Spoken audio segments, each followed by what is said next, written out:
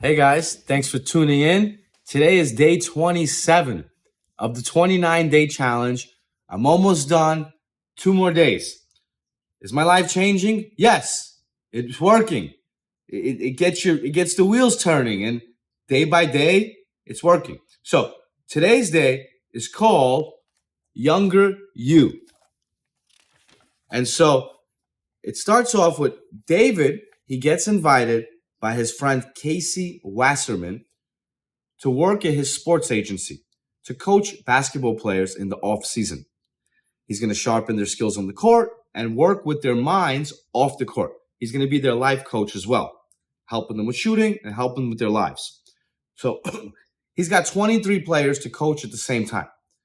So he's been doing it for a few months and he gets overwhelmed. It's a lot of work.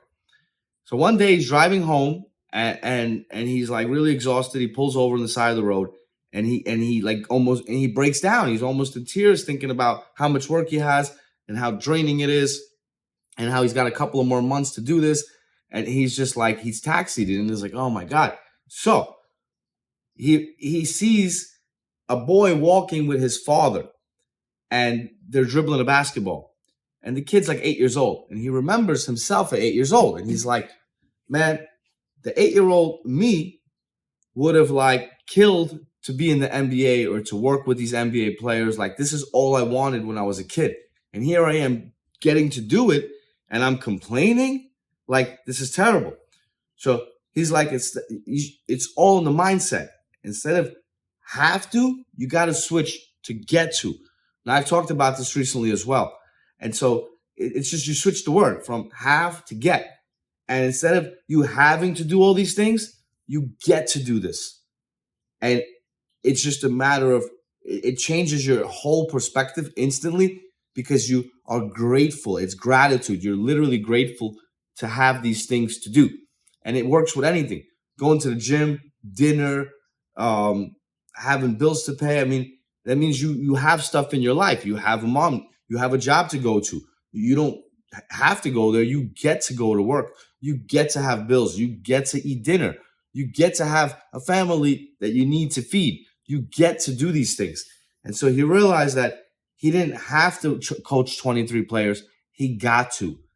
And so he goes on to give another story where he meets a very successful real estate broker and that offers him a job and tells him, listen, come work with me and you're guaranteed to become a multimillionaire. You'll become partner within like 7 to 10 years. Everyone thinks he won the lottery. They're like, wow, David, that's crazy. That's amazing, you know? But in his mind, he's like, that's not what I want to do. I don't want to sell real estate. I want to play basketball. Like, I want to coach basketball. I'm a basketball guy. Like, he met him playing basketball. So he goes to the guy and tells him, listen, I appreciate the offer, but I'm going to pass. And the guy says, you know what, David? I respect that because you're making the right decision. When I was opening my business, it was he was supposed to, his family wanted him to take over their business, but he didn't take over his family business.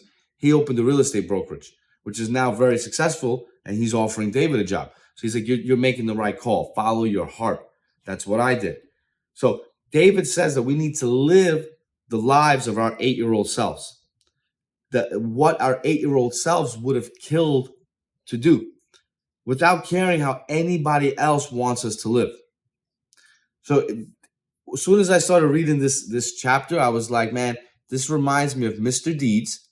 And Adam Sandler makes a speech in that movie where basically, if it wasn't about money, what does your 10-year-old self want to do?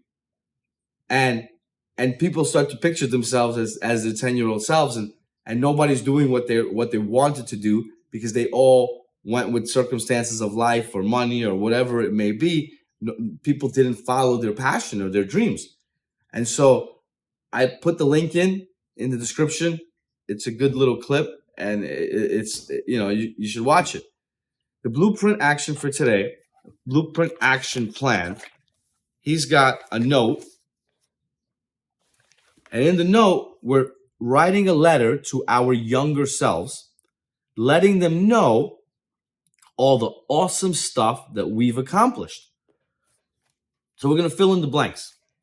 It says, "Hey, younger Steven, just wanted to let you know that you have a wife, 2 kids, and a business in your life. That's the best.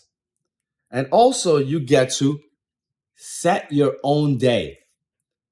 Turns out ice cream is not a viable breakfast option, but otherwise, being an adult is pretty sweet. Love, future Steven." So I get to set my own day. I get to, like, right now, I'm in the afternoon. I figured out what I had to do today, and I get to set my time. So usually I do this in the morning, but I'll do it in the afternoon. I set my day. I try not to have my day control me. I control my day. I've learned to control my time. And that's part of what's coming in my book is you really need to know you got to break everything down by tasks and choose how your day is going to go. And that you set the right mindset, you do your morning ritual like David said early on, and you control your day, you stay happy, you get everything you need done or want to get done. You're grateful that you get to do all these things. And so end of today's day 27. I'll see you tomorrow, day 28. Thank you.